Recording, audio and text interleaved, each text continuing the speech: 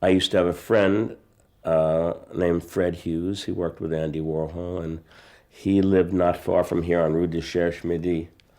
And when I used to live in his house, and Fred had MS, and as it got worse, he finally ended up in his home on Lexington Avenue in a bed in the middle of the living room, and he couldn't speak anymore. So I used to go over there and read to him. And he had a nurse named Darren McCormick, and I guess because I used to read to Fred and he liked me, he gave me this book called The Diving Bell and the Butterfly.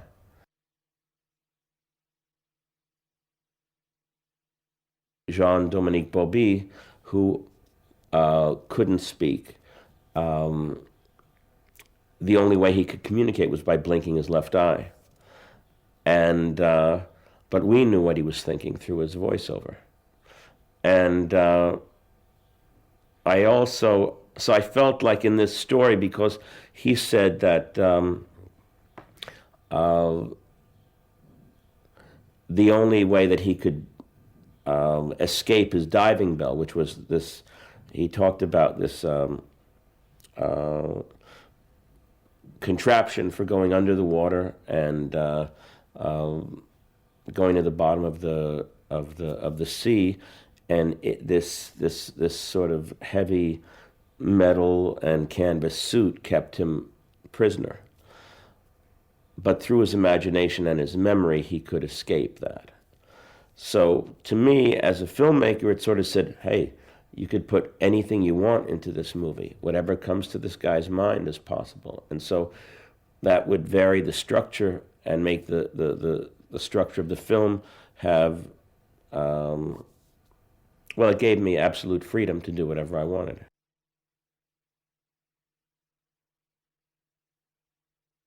The movie is beyond subject matter. It's about the essence of consciousness, what it is to be alive.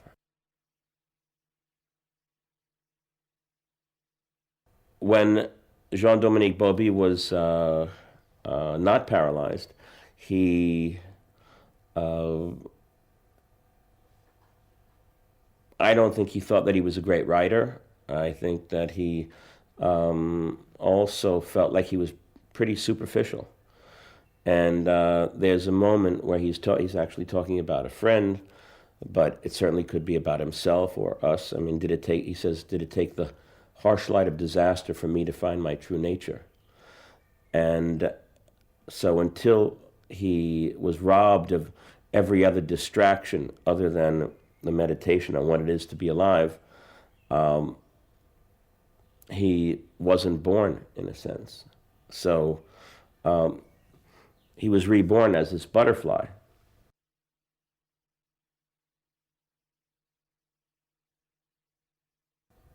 I think it's a story that makes people want to be in the present, makes people want to look at the person that's sitting across from them in the room, or see their kids, or kind of value what it is, or try to really become conscious of what consciousness is.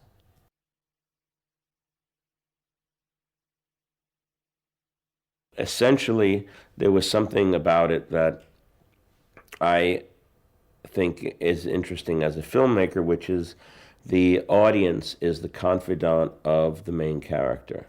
So everybody in the movie doesn't really know what's going on in this guy's head, but the audience does. You hear his inner thoughts.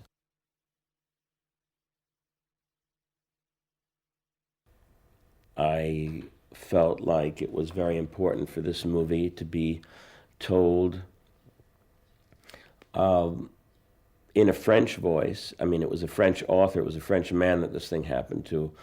He was in a French hospital.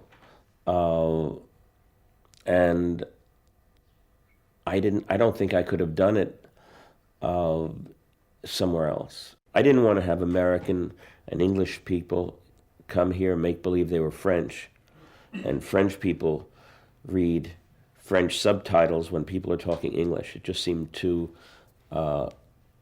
fake to me. And luckily, I was able to meet with a group of people that were sensitive enough to this issue, that they agreed with me and let me make the film that I wanted to make.